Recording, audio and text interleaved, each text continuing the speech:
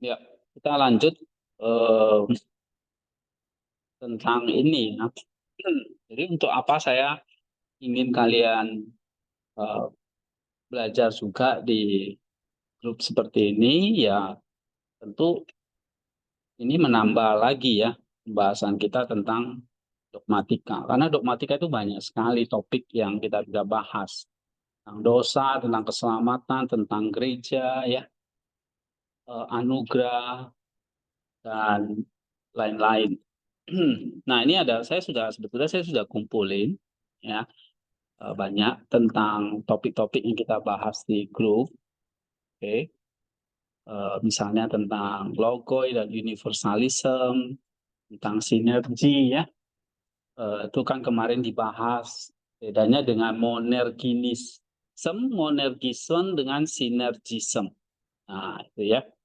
Nah, ini kemudian ada tiga pandangan yang ini yang cukup panjang ya.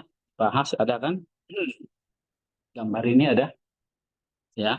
Semi-Pelagian dengan Agustinian, sinersistik dengan monergistik. Nah, ini perdebatan yang terjadi dalam sejarah di teologi barat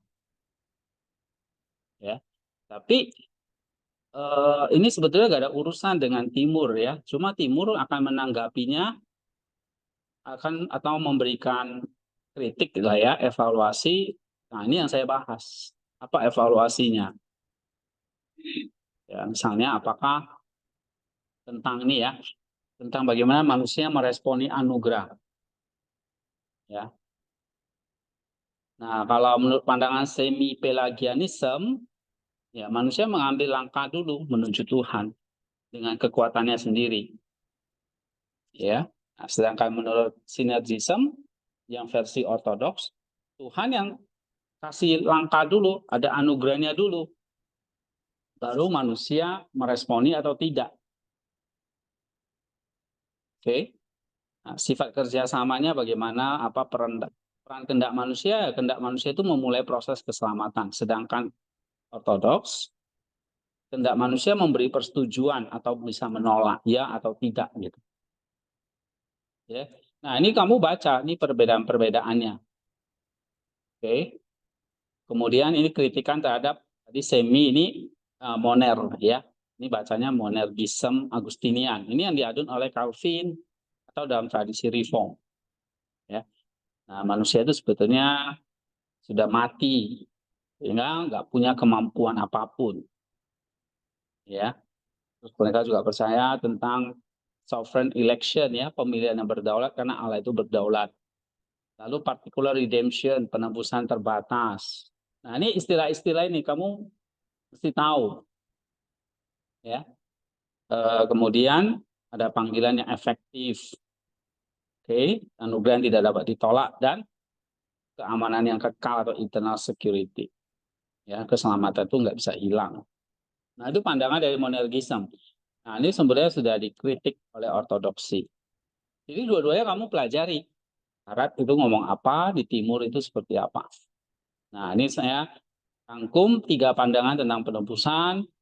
Ya, ini yang semi dan moner itu biasanya dalam tradisi Protestan ya. Ada yang ikut reform, ada yang semi. Nah, kemudian ada yang dari timur, ya ortodoks. Misalnya ada pandangan dari Maximus. Ya. Kalau semi itu sinergisis juga, tapi beda. Manusia dan Tuhan bekerja sama sebagai dua agen relatif mandiri. Sedangkan di ortodoks, Tuhan bekerja di dalam dan melalui kehendak manusia yang memberi persetujuan. Nah, ini beda. Kalau Mone, itu Tuhan hanya Tuhan satu-satunya agen aktif dalam regenerasi, dalam kelahiran baru ya. Tidak ada campur tangan manusia, karena udah mati. Nah, kalau di ortodoks itu bedanya adalah kita koma nih, kita sakit parah di rumah sakit. Tapi belum mati. Nah, kalau reform, aku mengatakan ini udah mayat. Yang bisa hidupan cuma anugerah tuh Tuhan. Nah, sedangkan ortodoks kita koma, kita sakit, ya. Nah, itu bedanya. Tapi kalau sakit berarti kita masih bisa merespon, ya kan? Nah, merespon anugerah Tuhan. Nah, kita nanti sakit dan rusak, gitu. Nah, cuma inisiatif awal itu datang dari Tuhan. Oke, ini kita sama dengan reform ya. Ada namanya prevenient grace, anugerah yang mendahului. Cuma semi Pelagia nggak mengatakan, enggak, manusia yang punya kemampuan alami untuk mengambil langkah pertama menuju Tuhan. Ini baca nggak? Kelihatan ini. Nah, ini kamu baca nih ringkasannya tuh begitu. Nah, kalau di reform, Tuhan sepenuhnya inisiatif karena itu tadi manusia sudah mati ya, total depravity. Ibaratnya udah jadi mayat.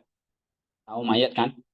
Nah, sedangkan di reform kita belum jadi mayat, kita ini rusak, sakit. Nah, ini sakit dan rusak.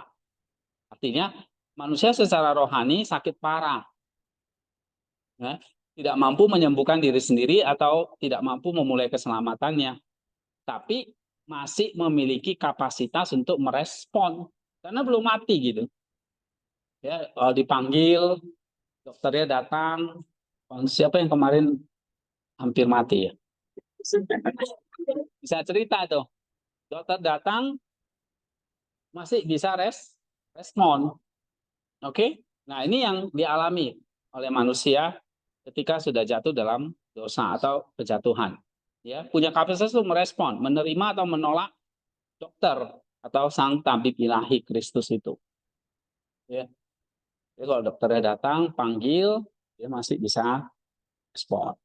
Tapi dia nggak bisa datang ke cari obat sendiri karena udah terbaring di ranjang. Harus dokternya yang datang. Paham nggak? Nah, sedangkan semi pelagian dia bilang manusia masih bisa cari gitu. Manusia masih punya kemampuan alami untuk mengambil langkah pertama menuju Tuhan. Ya. Nah, ini ortodoks nggak percaya. Kalau yang tengah ini yang Agustinian manusia udah tadi kayak mayat, ya udah mati kaku gitu. Yang bisa bangkitkan lagi itu cuma anugerah Tuhan. Ya, jadi pasif. Karena mengalami apa? Rusak total depravity. Artinya manusia secara rohani ya, fisiknya hidup tapi secara rohnya mati, tidak mampu merespon Tuhan sama sekali. Oke. Nah, sedangkan Pelagian dia bilang sama ini, terluka tapi mampu. Kehendak bebas cukup kuat untuk memulai pencarian akan Tuhan tanpa bantuan ilahi. Nah, ini semi Pelagian. Jadi nggak perlu anugerah. Walaupun udah sakit parah nih, tapi dia masih bisa keluar dari ranjang, dia masih bisa jalan gitu. Itu semi, ya paham nggak? Nah, kalau reform, udah jadi mayat. Cara dibangkitkan atau dibuang, ya kan? Yang dibangkitkan itu nanti orang pilihan. Yang dibuang ke neraka itu nggak dipilih. Makanya ada namanya predestinasi. Ya, sudah ditetapkan ini dipilih atau tidak. Sehingga kalau sudah ditetapkan dipilih, maka anugerah itu nggak bisa ditolak. Kenapa? Karena ya kamu sebetulnya udah mati, tergantung anugerah ini pilih kamu atau enggak. Saya Lendi ini, ya, kena COVID mati. Ya udah tergantung pilihan Tuhan dibangkitkan atau enggak. Nah, ini artinya kerusakan total. Manusia secara rohani mati, tidak mampu merespon Tuhan sama sekali, kecuali kalau dia belum mengalami regenerasi. Jadi regenerasi itu maksudnya kelahiran kembali, ya, kelahiran kembali dalam baptisan itu ya hanya, nah, maka ada istilahnya sola gratia atau hanya anugerah. Karena kita manusia itu sudah dianggap seperti mayat. Itu analogi ya. Oke, jadi bisa bedain ya kondisi manusia setelah kejatuhan. Satu udah mayat, itu berarti reform. Satu sakit, tapi masih bisa datang dengan usahanya sendiri cari dokter. Nah, kalau yang ortodoks gimana? Sakit, belum mati, koma. Bisa pergi cari dokter sendiri, Nggak bisa, tunggu dokter dah. Oke, itu ya. Nah, jadi inisiatif keselamatan itu ya kalau semi pelagian itu atau pelagianisme itu ya manusia.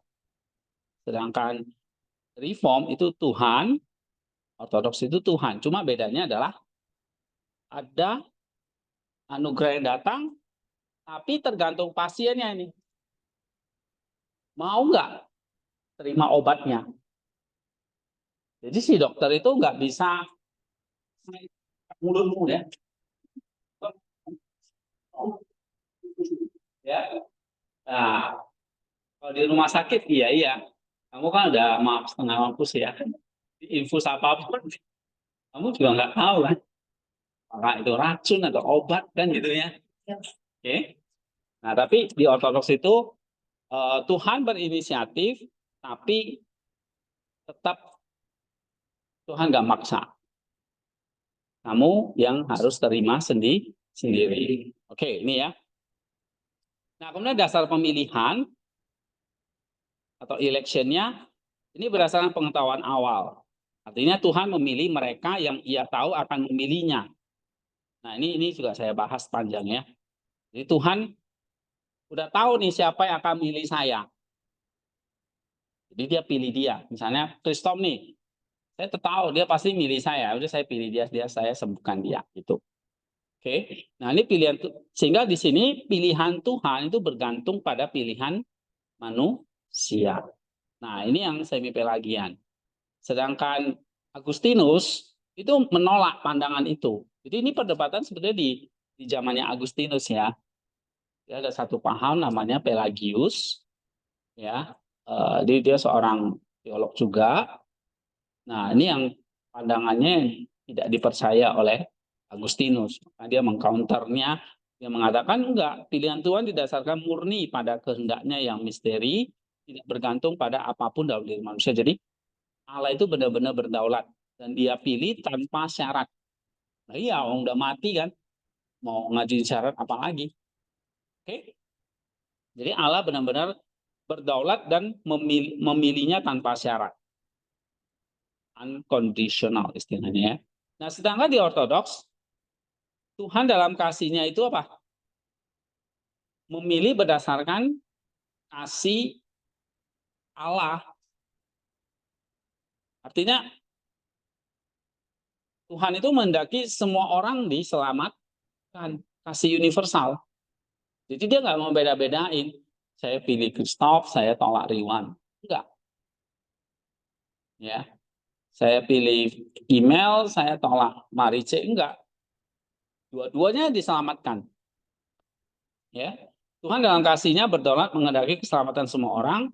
Pemilihan adalah undangan universal kepada semua untuk berpartisipasi dalam kodrat yang telah disembuhkan dalam Kristus. Itu ya. Nah, makanya lingkup penebusannya adalah karena ini adalah pengetahuan awal bergantung pada pilihan manusia, maka penebusannya universal. Tetapi sebetulnya tergantung siapa saja yang memilih untuk percaya.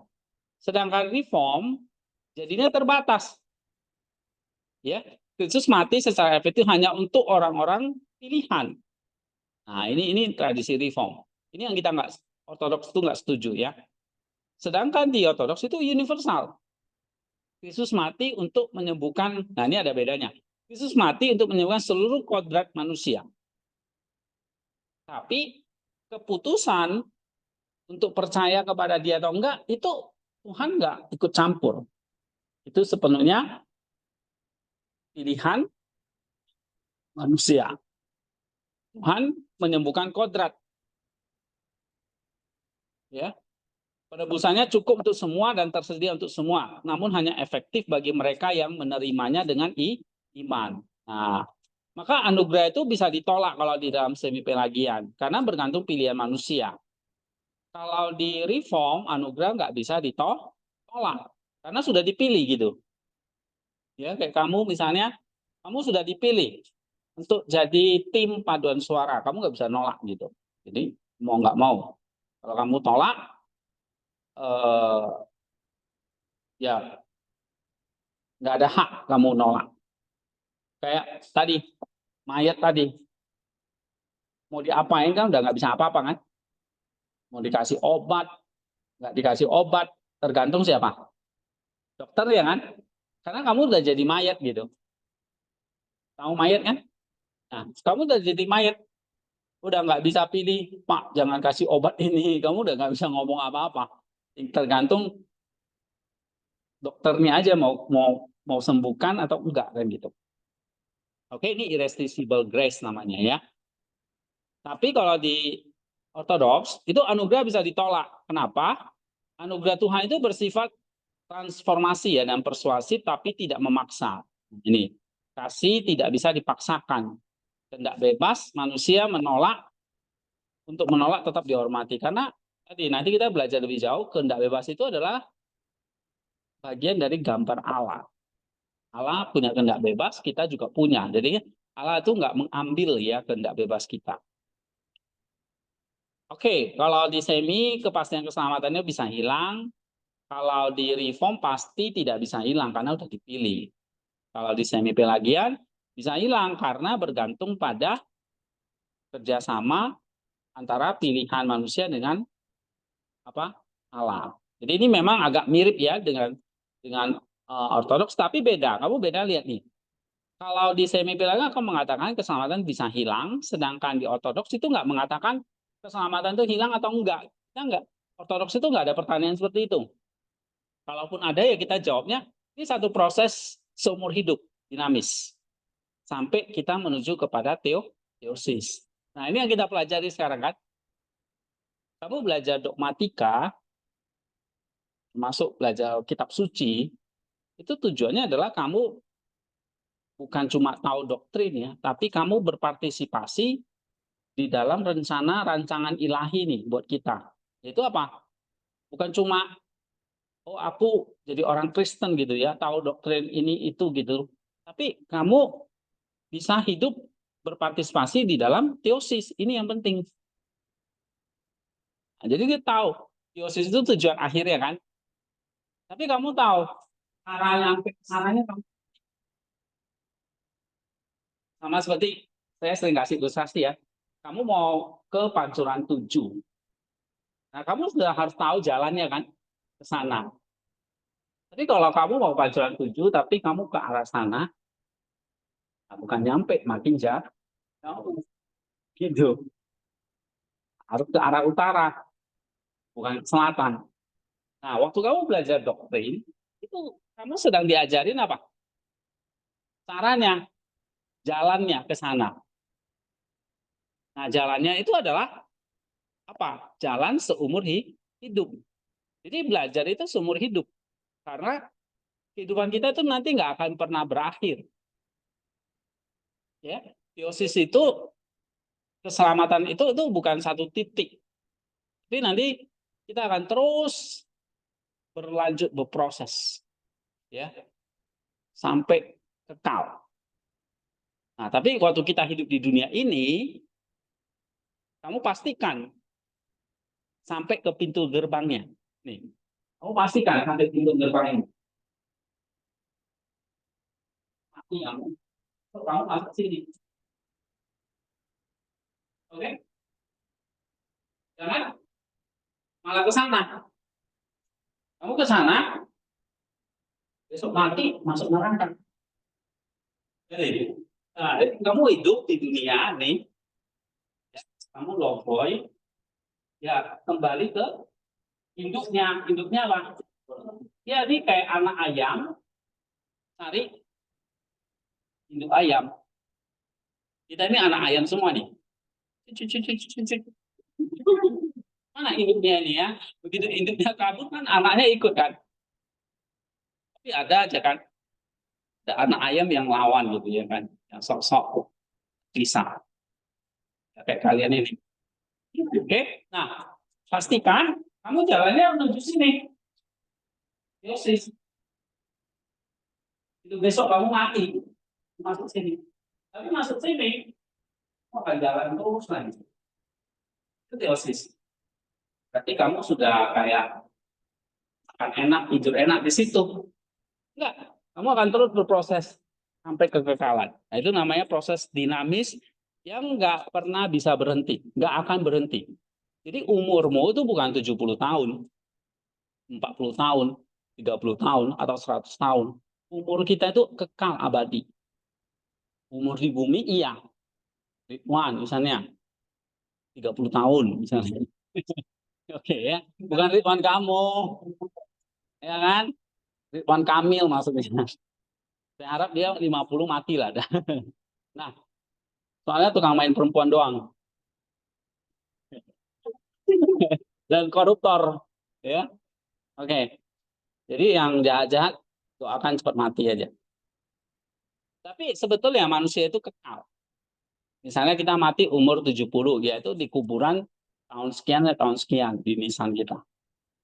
Tapi nanti dibangkitkan, tubuh kita kekal, abadi, jiwa kita abadi. Jadi umurnya berapa tahun? Wah, nggak bisa dihitung namanya, itu abadi. Jadi Marina itu kekal. Kita semua kekal. Karena kita apa? Oh, yang akan bersatu dengan logos. Logos itu kekal nggak? Kita juga kekal. Kecuali kamu bersatunya di bawah sini. Nah, ini apa? Bersatu nanti di dalam uh, hatiman akhir ya. Ini kematian. Nah, udah kita mati di sini. Oke, tapi nanti saya bahas. Nanti kita bahas tentang eskatologi ya. Oke, ini sebelumnya ini analogi tadi saya kasih tahu ya. Analogi gampangnya adalah dua orang mengangkat satu kotak. Sama-sama kasih tenaga. Satu 50%, satu 50%. Nah, ini semi pelagian. Jadi Allah 50%, manusia 50%. Oke, jadi semi. Tapi kalau reform akan mengatakan enggak. Seorang ahli bedah menghidupkan kembali pasien sudah mati. Pasiennya nggak bisa buat apa-apa lagi ya. Tadi udah. Kalau kita, sang tabib itu menawarkan obat kepada pasien. Nah, tabib kasih obat, tapi pasien mau minum atau enggak, itu tergantung dia. Nah, itu analoginya ya. Nah, eh, ini saya udah ringkas ya. Berapa nanti kamu baca-baca, ada banyak sih ya. Tentang dosa, tentang ya ini juga ada bahas kemarin tentang, ini menarik ya, tentang IBEA itu ya, ada yang tanya. Terus, nah kemarin kita sebetulnya juga bahas tentang, saya ada kasih artikel ya tentang Theotokos. Ya ada yang bertanya, ini satu pertanyaan yang bagus ya, waktu itu kita bahas tentang Theotokos. Ya, nah ini misalnya kalau Maria itu apakah sudah ditetapkan ya? Eh, ya ini ada jawabannya. Nah kita harus bedakan antara yang apa bukan praeksistensial tapi ada di dalam pikiran atau logos Allah ya, sehingga tetap itu sinergi. Jadi pertanyaannya apakah Maria sebagai pribadi sudah ada sebelum bumi diciptakan? Ya enggak, ya dia ciptaan yang ada di dalam waktu. Tapi apakah peran Maria sebagai Theotokos sudah direncanakan sebelum bumi diciptakan? Ya, perannya sebagai Bunda Allah sudah ada dalam rencana kekal Allah. Ya, nah itu. Oke, ini ada banyak topik. Eh, terus kemarin kita juga bahas tentang apa nih? Nih, tentang gambar Allah ya. Apakah gambar Allah itu sudah rusak? Ini ortodoks. Apakah sudah mati? Nah, ini total depravity ya. Nah, ini menarik. Nih, kamu baca nih. Oke, karena saya nggak akan bahas lagi karena ya udah dibahas di grup WA ya. Cuma, nah ini contoh. Saya mau kalian itu bikinnya kayak gini. Semua punya WordPress kan? Nah, ini kan doktrin-doktrin penting ya. Sebetulnya ini udah menghemat kalian itu baca buku tebel-tebel, tapi ini udah langsung jawabannya gitu. Tapi ya kalian bikin topik misalnya nih, kan waktu itu ada yang tanya tentang gambar Allah. Apakah itu sudah rusak total, ya sudah rusak, atau sebetulnya sudah mati atau musnah gitu ya. Nah ini kamu bikin topiknya, nah, terus kamu jawab gini. Ini kan semua diambil dari WA ini, ya. Terus tentang guilt. Nah kalau kita misalnya Adam itu berdosa kan, tapi kalau non ortodoks kita mewarisi konsekuensinya. Kita nggak mewarisi rasa bersalahnya. Nah, sedangkan di Reform atau Agustinian kita mengatakan mereka mewarisi rasa bersalah. Jadi kalau ada bersalah, kamu juga ada pasti bersalah. Sedangkan di Ortodoks enggak. Kalau bapaknya yang bersalah, ya anaknya juga enggak bersalah. Gitu. Anaknya belum tentu bersalah. Gitu. Yang salah kan orang tuanya. Masa yang di penjara anaknya juga. Misalnya bapaknya koruptor. Ya bapaknya yang dihukum kan, bukan anaknya. Gitu. Nah kira-kira begitu ya. Nah di sini eh, oke antara ini ya. Ini udah kita bahas tentang, nah ini tentang ini, ya ini ya. Nah ini ada pertanyaan-pertanyaan yang bagus ya. Kodrat manusiawi macam apa yang diambil oleh Sang Logos saat inkarnasi? Nah ini juga penting nih sebetulnya mau dibahas. Ya, ini kamu bisa baca, terus jika Kristus mengambil kodrat manusia yang jatuh, bagaimana bisa dia sendiri tidak berdosa? Dia kan ngambil kodrat kita nih manusia yang sudah sakit parah itu kan.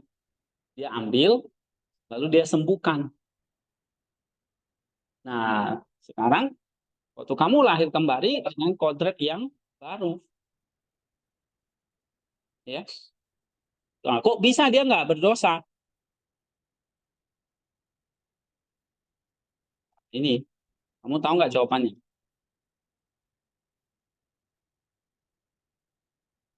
Ya. Jika Kristus mengambil kodrat manusia yang jatuh, bagaimana bisa dia sendiri tidak berdosa?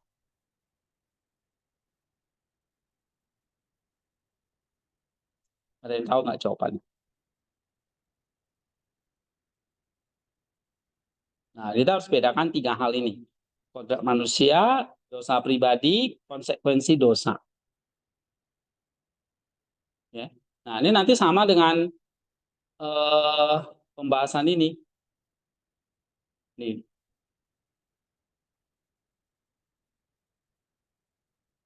ada kerusakan kodratnya udah rusak nih, ya. Tapi ada yang enggak rusak, melainkan udah mati. Ya. Kita nggak sakit parah, tapi sudah mati gitu. Nah, apa bedanya antara rusak dengan mati? Atau antara yang lemah dengan yang mati?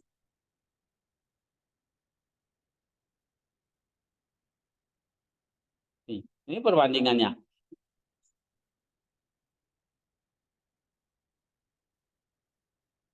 Nah, ini nanti kamu baca ya. Jadi semua ada di blog di sini.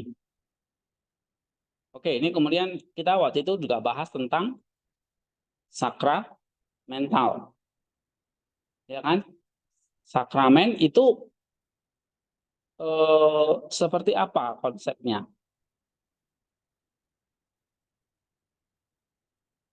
Oh, yang ini kali ya.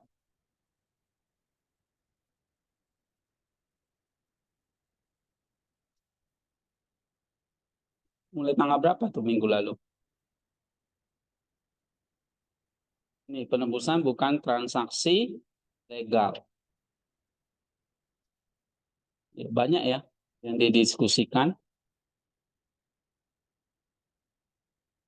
Eh, jadi kalau penebusan itu pakai sistem legal, satu versi Maximus. Nah, ini bedanya apa? Oke, yang Ekaristi itu eh, sampai mana ya? Ini ya, saya nggak salah ada bikin beda transubstansiasi, kemudian memorial, dan transformasi gitu. Di mana ya? Apa belum ya? Nah, itu kemarin ada yang ini nggak? Kalian udah kelompokin nggak? Transubstansiasi, istilah-istilah ini itu kan Zwingli, memorial, ada? Kalian baca?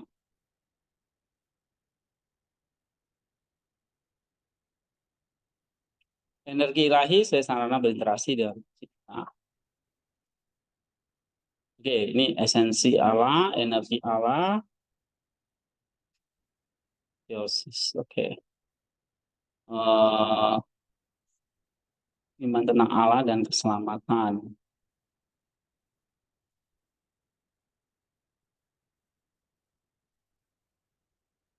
Ini juga ada yang ini sebenarnya tanggapan orang ya. Kalian bikin ada berapa topik itu? Hah? Ada berapa topik? Ini banyak banget loh. Hah? Iya. Yang sakram ini yang mana ya? Oke deh, nanti ya. Nah, tadi yang terakhir, ini saya mau bahas sedikit ya tentang, oke, tadi ada yang bertanya ini barusan ya, eh, kaitannya tadi juga ya, yang tadi saya bilang, kalau kita menuju ke sana kita akan mencapai teosis, tapi kalau ke sana kita akan eh, ini ya, masuk ke dalam ini. Sebetulnya begini, ada satu pertanyaan begini ya, apakah memandang dunia dan kitab suci sebagai logoi yang dipandang dari kosmos itu tidak menimbulkan universalisme? Nah, universalisme itu maksudnya apa? Semua manusia itu baik setan, baik orang jahat, orang baik, nanti semua akan diselamatkan. Karena kan prinsipnya kan kita semua logoi yang akan kembali ke logos, ya kan? Jadi kalau gitu semua logoi mau yang baik, yang jahat, selamat dong. Selamat nggak? Universalisme kalau itu pandangannya. Artinya bahwa semua alam akan direngku dalam Kristus. Nah, apakah ini pandangan seperti Origen kan mengatakan bahwa semua ciptaan itu akan diselamatkan, semua termasuk si iblis, gitu ya. Nah, itu pandangan Origen yang sebetulnya sudah dicap atau sudah dianggap itu tidak, bukan ajaran gereja ya, itu yang kita tolak. Nah, ini sedikit nyinggung eskatologi ya. Nah, ini jawabannya ini.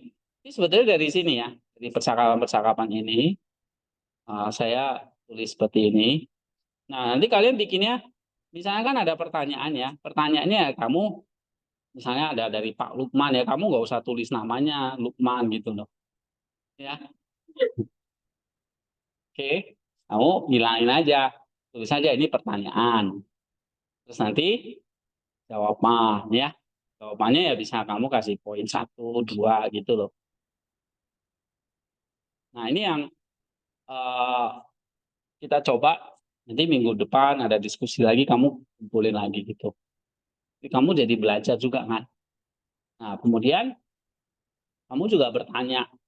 Tapi bertanyanya ya jangan satu semua jadi mabuk juga jawabnya. Ya, misalnya hari ini ada siapa ini? Eh, yang nggak usah ditentuin lah. Tadi saya bilang kalian bukan robot kan. kehendak bebas kan, gitu. Nah, misalnya ini siapa yang bertanya, gitu besok, ya supaya pertanyaan-pertanyaan kalian kan itu penting, pasti mewakili banyak orang gitu, ya. Kemarin ada yang bertanya tentang apa itu? Tentang Pilautia ya kan. Pilautia saya udah nggak semua ya saya bikin ini ya. Eh karena nggak pas ini saya lupa atau saya lewat gitu. Nah ini kayaknya kalau di blog itu kemarin siapa yang tanya tentang Pilautia, ada ya Elisama ya, tanya apa kemarin?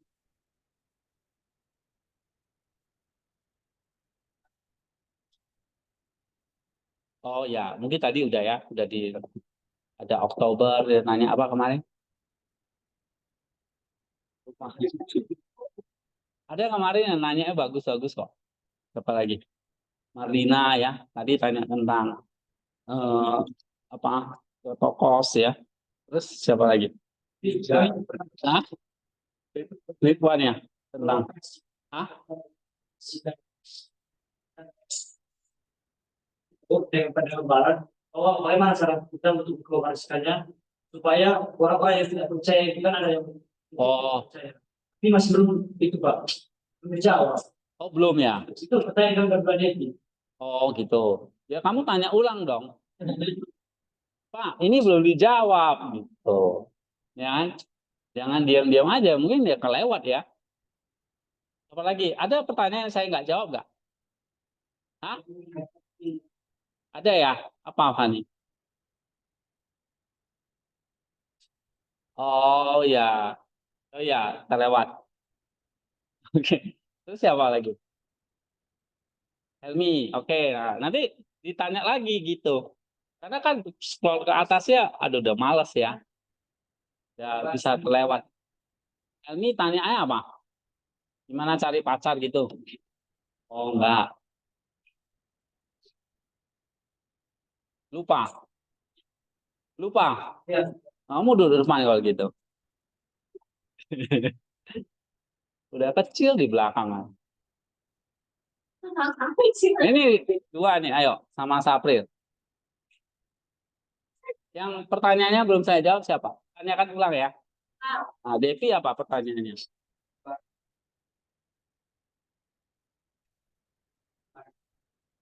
Saya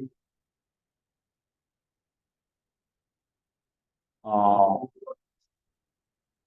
memang belum dijawab. Oh ya, iya ya, mungkin kelewatan ya. Ada lagi? Ya. Nah, kalian bisa, misalnya grupnya nggak ada yang tanya, kalian bisa bertanya gitu. Tapi direspon nih, misalnya, oh ya, ya, jangan ditanya, habis itu nggak tahu kemana, dibaca nggak. Oke, nanti kalian bisa tanya balik. Nah, sekarang kita ke ini ya. Apakah kita akan jatuh dalam universalism? Nah, sebetulnya gini, eh, enggak ya jelas. Kita enggak ikut model universalism, model Origen ini ya. Nah, jadi pertama mari kita akui di mana saya dalam hal ini ya, maksudnya penulis ya dan Origen punya titik temu ya. Eh, ini mungkin nanti aja lah ya. Nah, kalian kalau jawaban-jawaban itu kadang-kadang kan saya singkat gitu ya, perlu diedit. Kita ganti aja Simusnya ya. Oke, ini kan saya pakai pandangan Maximus. Nah, Maximus setuju ya tentang logoi dan logos itu sebetulnya pandangannya itu dari Origen. Jadi itu bukan ciptaan atau karya asli dari Maximus ya, istilah logos dan logo itu. Nah, itu dia pinjam dari Origen. Oke, Origen setuju ya dengan konsep bahwa sang logos itu pencipta dan telos itu tujuan dari segala sesuatu. Kan kita ada 3 mode keberadaan ya, ada logos, ada telos, dan tropos, ya kan? Nah, telos itu tujuan dari segala sesuatu. Oke, coba Imelda baca dulu.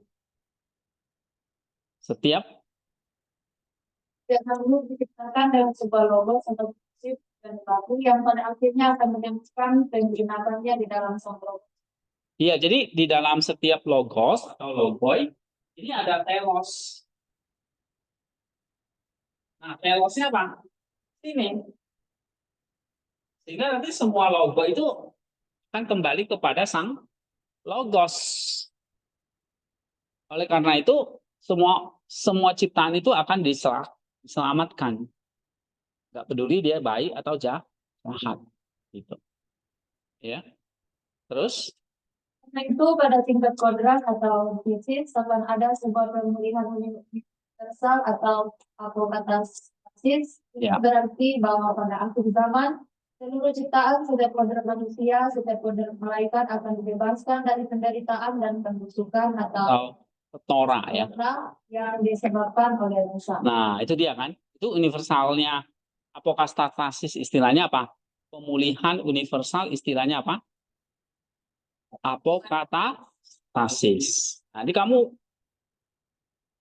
harus ngerti istilah-istilah teologi itu. Ya. Jangan istilah-istilah dunia kamu aja kamu ngerti. Itu kemarin kalian bilang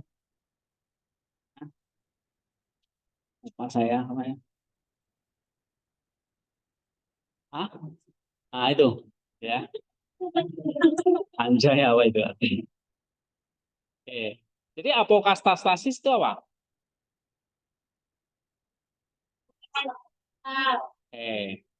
Ya. Artinya apa kalau pemulihan serat? Ya, seluruh ciptaan dibebaskan dari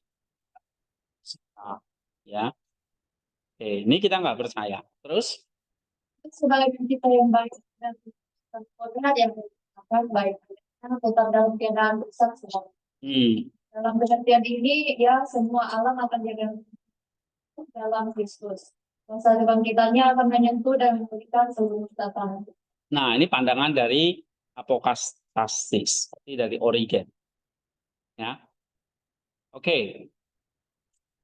Terus inilah bagian dari pemikiran Origen yang masih dipertahankan.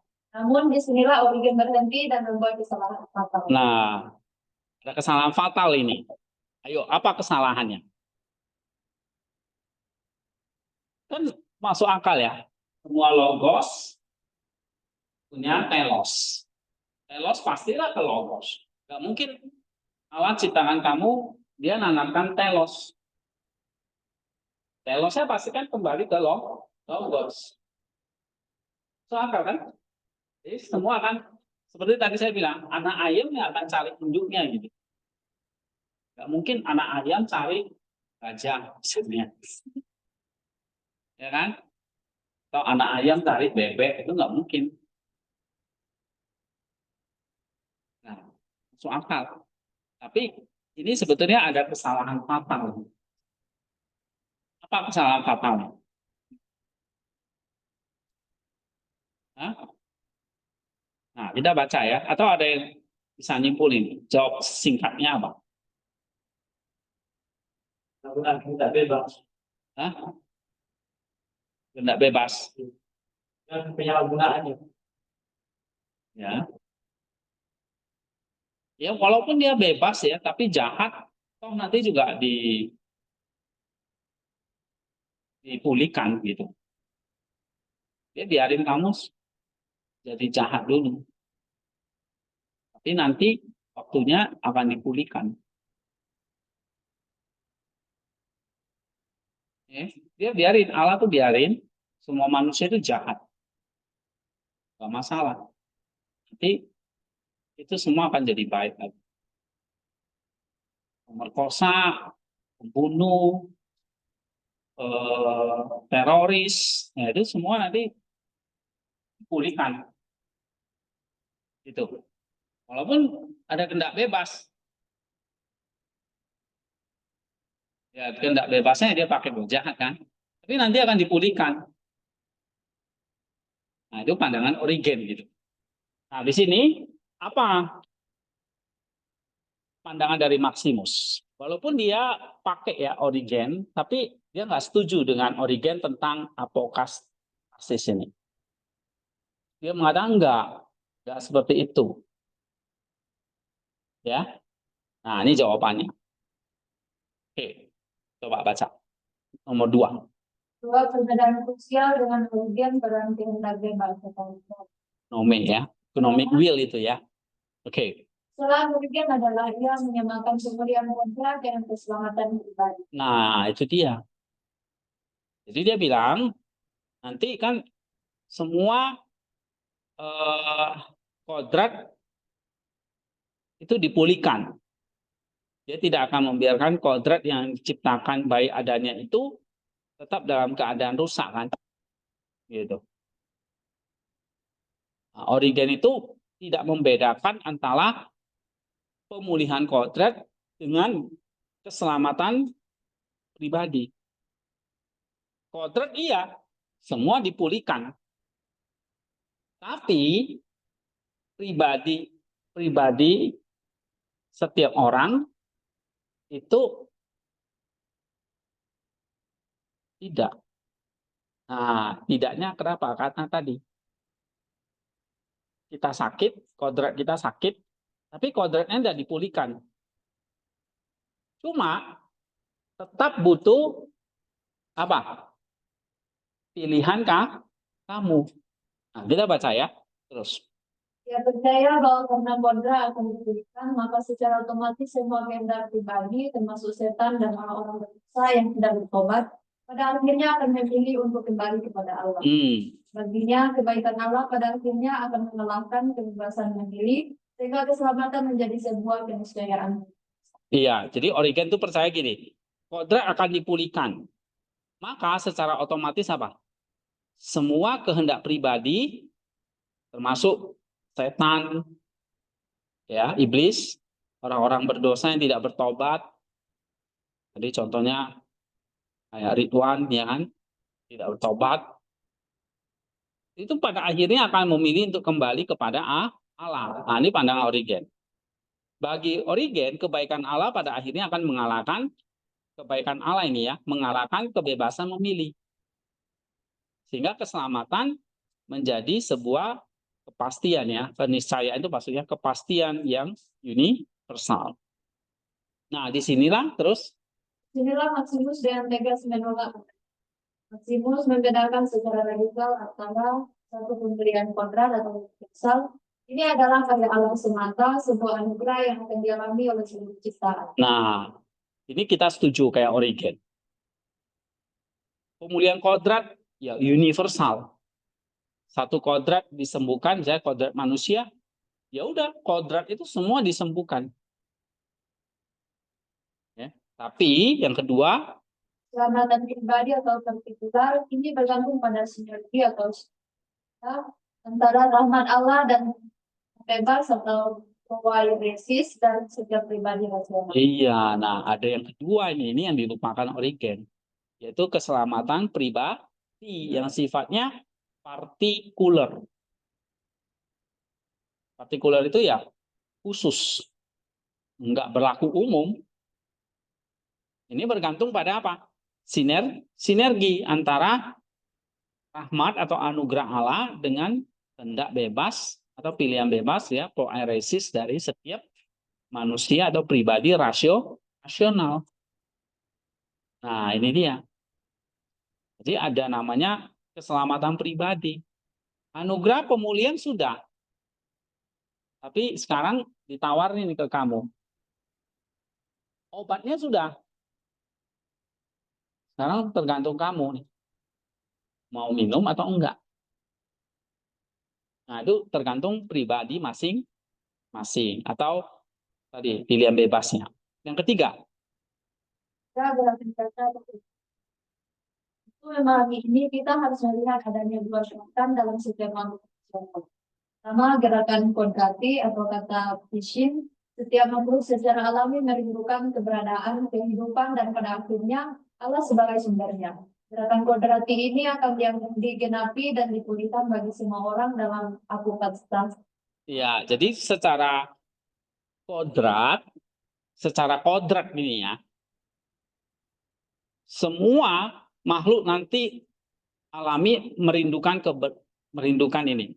Ya, karena benar Allah sudah menunjukkan telos dalam kodrat hanya global manusia ya. Semua manusia itu punya apa? Kerinduan, merindukan apa? Keberadaan, kehidupan, dan pada akhirnya Allah sebagai sumbernya. Jadi semua manusia itu nanti akan mengarah kepada logos. Itu benar. Itu namanya gerakan kodrat. Ini kodrat. Natur maksudnya. Ya, bisa bedakan kodrat dengan pribadi.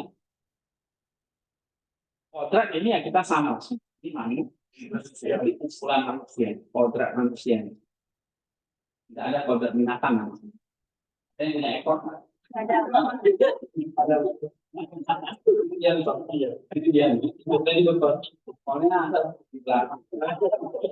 Dan semua manusia, tapi pribadinya beda. Ya, ada perempuan, ada laki, ya, ada Sapril, yang itu beda. Nah, itu. Kodratnya sama, tapi pilihan atau pribadinya berbeda. Nah, itu nanti yang kedua namanya gerak kehendak. Yang kita sebut sebagai apa? Kata progresif, ya. Terus Gerakan kehendak atau kata proesesin ini adalah cara setiap pribadi secara bebas memilih untuk menggunakan kodratnya, apakah selaras dengan logosnya atau menuju Allah atau bertentangan dengan menjauh dari Allah menuju. iya, nah kodratnya kita semua manusia merindukan Allah. Tapi ada dua namanya geraknya. Geraknya ini, kamu mau ke sana enggak? Kamu cara bebas memilih menggunakan kodratnya itu selaras dengan logosnya enggak? Logosmu adalah menuju Allah atau bertentangan dengannya, menjauh dari Allah. Yaitu apa? Kalau dia mau cinta Allah atau cinta diri. Nah, itu ada di dalam gerakan kehendak namanya. Jadi ada dua pribadi, walaupun sama-sama manusia, tapi pilihan bisa berbeda. Sini paham? Si Lala paham? Paham ya? Oke. Lala paham, aman lagi. Terus. Pada akhir zaman, meskipun kodrat semua orang akan dipulihkan, misalnya semua akan dibangkitkan, kondisi mereka akan ditentukan oleh pilihan kehendak mereka selama hidup. Nah, ini ngerti ya kalimatnya ini? Pada akhir zaman, meskipun kodrat semua orang akan dipulihkan. Iya. Karena logo ini kodratnya sudah dipulihkan oleh Kristus. Sudah dipulihkan 2000 tahun yang lalu. Tuh Yesus datang, mati, dan bangkit. Kodratnya sudah dipulihkan. Nah, kodrat semua nanti di akhir zaman akan dipulihkan. Misalnya semua akan dibangkitkan ya. Bangkitan tubuh maksudnya. Kondisi mereka akan ditentukan oleh pilihan kehendak mereka. Jadi ada gerakan kodratnya udah, nanti semua manusia bangkit pasti. Tapi juga ada sisi pilihan kehendak. Nah, ini ada dua jadinya. Satu bagi orang kudus. Bagi orang kudus, kemuliaan kodrat dan mereka akan menjadi sumber sukacita baru. Kehendak mereka yang telah selaras dengan Allah akan memungkinkan mereka untuk berpartisipasi secara penuh dan bahagia dalam kehidupan ilahi atau kasih. Mereka akan mengalami Allah sebagai terang, kasih, dan kebahagiaan. Iya. Jadi kalau bagi orang kudus, ya pilihan kehendaknya kudus atau apa memilih Allah tadi bukan cinta diri, maka dia akan apa? Dia akan Iya, dia akan bahagia dalam kehidupan ilahi. Akan mengalami Allah sebagai apa? Ini penting ya. Mengalami Allah sebagai terang, kasih, dan kebahagiaan. Ini. Jadi dia udah nggak takut lagi. Allah yang bercahaya, dia nggak akan kaget. Ya. Karena waktu dia hidup, dia sudah terang. Jadi waktu gabung dengan Allah yang terang, dia cocok. Ngerti nggak? Kok gitu loh. Itu bagi orang kudus. Allah itu kasih. Jadi selama itu dia kasih, ketemu dengan Allah yang kasih udah cocok. Ya, gitu. Yang kedua, Bagi mereka yang tidak bertobat, pemulihan kodrat mereka justru akan menjadi sumber penderitaan abadi. nah, jadi kalau mereka yang tidak bertobat, ya, kodrat mereka yang dipulihkan justru jadi penderitaan abadi. Loh, kok bisa? Nah, coba baca. Mereka akan dibangkitkan dengan kodrat yang tidak bisa lagi mati atau lari dari kehadiran Allah. Iya, karena udah dipulihkan ya. Nanti yang bangkit dari kematian itu nggak hanya orang Kristen, semua orang. Bahkan yang nggak percaya Tuhan, ateis pun, semua dibangkit. Karena kodratnya udah dipulih. Jadi kodrat itu, pemulihan kodrat itu nggak pilih. Universal, semua. Nggak pilih ini Kristen, ini bukan Kristen gitu, enggak. Semua akan dibangkitkan. Tapi bagi orang yang tidak bertobat, waktu dia dibangkitkan, apa yang terjadi? Namun karena kehendak mereka telah membeku dalam penolakan terhadap Allah, mereka akan mengalami hadirat Allah yang sama bukan sebagai kasih, melainkan sebagai api yang Jadi kodratnya dipulihkan. Ketemu Allah tapi bukan menyenangkan, tapi ini menyiksa. Seperti api yang menghanguskan. Nah, jadi tahu perbedaannya kan? Satu ketemu Allah itu akan bahagia, tapi satu lagi ketemu Allah akan menyiksanya itu kekal. Paham nggak? Nah, terus penderitaan mereka bukanlah hukuman eksternal dari Allah, melainkan konsekuensi internal dari kehendak mereka yang tidak selaras dengan realitas kodrat mereka yang telah dipulihkan. iya. Itu bukan berarti Allah itu kejam nyiksa mereka gitu. Tapi karena pilihan konsekuensi internal mereka dari kehendak mereka yang waktu hidup tidak selaras dengan realitas kodrat mereka. Kodratnya kan ilahi, tapi hidupnya duniawi gitu. Nah, itu udah nggak selaras kan. Sehingga ketemu Allah melihatnya seperti api yang menghangus. Analoginya saya suka pakai nih. Ini Allah. Ya. Tapi ada dua orang yang datang pada dia nih. Satu orang kudus, orang jahat. Nah, orang kudus itu kayak emas gitu. Ini Allah itu kayak api ya. Api. Emas ketemu api, emasnya lagi dimurnikan. Habis gitu. Tapi orang jahat ini kayak jerami, kertas, kayu gitu. Begitu dipulihkan, kan semua dipulihkan kan? Mau orang baik, orang jahat dipulihkan. Dipulihkan, tapi ketika lihat api ini, apa yang terjadi kalau kayu ketemu api? Kertas ketemu api, habis dibakarnya kan. Tapi kalau kamu emas perak, nggak habis, malah semakin murni. Gitu. Nah itu yang terjadi waktu zaman akhir nanti. Ya. Terus? Mereka akan selamanya terperangkap dalam kontradiksi antara kodrat mereka yang diciptakan untuk Allah dan kehendak mereka yang menolak. Iya. Ini akan selalu tersiksa dan mereka akan selalu penuh menyesal. Nah, itu gambarannya ya. Terus kesimpulan? Dan mungkin sebagai manifestasi dari logo yang tidak mengarah pada sosialisme keselamatan, karena setiap logos mengandung di dalamnya bukan hanya sebuah tujuan atau telos, tetapi juga panggilan kepada kebebasan. Iya, ada pilihan bebasnya. Tuh. Logos setiap manusia bukanlah sebuah program deterministik, melainkan sebuah undangan untuk secara bebas berpartisipasi dalam kehidupan sang logos.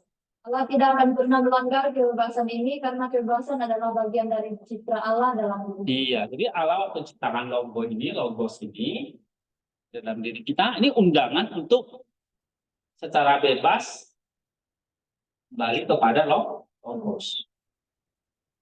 Ya, dia tidak pernah mencabut kebebasan kita. Kenapa? Karena kehendak bebas kita itu bagian dari gambar Allah. Paham kan? Terus? Kesalahan demikian yang mungkin lahir dari penekanannya yang berlebihan pada alegori hingga kadang mengabaikan realitas kehendak bebas adalah ia melihat kemuliaan logoi sebagai proses kosmik yang otomatis. Bagi saya, kemuliaan logoi dalam ciptaan adalah sebuah panggilan yang menuntut respon. Seluruh alam memang akan direngku dalam Kristus pada tingkat kodrat, tetapi hanya mereka yang secara bebas menyelaraskan kehendak mereka dengan logos inilah yang akan mengalami rengkuhan itu sebagai keselamatan dan teosis. Bagi yang lain, rengkuhan yang sama akan dialami sebagai kehendak. Iya, jadi satu akan mengalaminya sebagai teosis, tapi yang satu akan mengalaminya sebagai apa? Iya, iman dan penderitaan selama-lamanya. Nah, itu ya. Oke.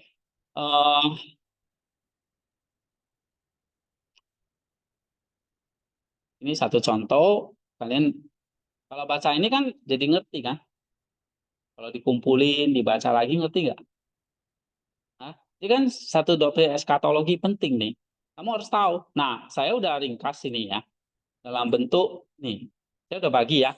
Jadi kita akan pakai Maximus, ada 3 materi yang saya kasih. Pertama, ini teologi sistematikanya. Tentang Allah, tentang penciptaan, tentang kejatuhan, lalu tentang membuat persiapan kedatangan Kristus ya. Ini di PL ya. Kitab hukum dan para nabi. Habis itu dia datang, dia berinkarnasi, dia menderita, dan dia disalib dan bangkit. Ini penebusan. Lalu sekarang gereja kita ya sebagai tubuh Kristus, nanti ada akhir zaman eskatologinya. Nah, ini ada 8 poin. Ini intinya, ringkasan-ringkasannya. Gambaran besar yang tadi saya bilang. Oh, gimana caranya?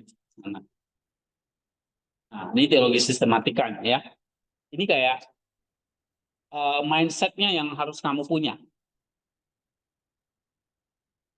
Oke, coba ya. Kita baca, baru nanti kita kembali ke ini kan ringkasannya. Baru nanti kita kembali ke ini kecil-kecilnya yang ini, ya. Sama satu lagi, yang ini 3 bahan ya. Filsafat, patristik. Nah, ini kita juga mau bahas. Ini dari Tollefsen, ya, Tollefsen tentang Maximus juga.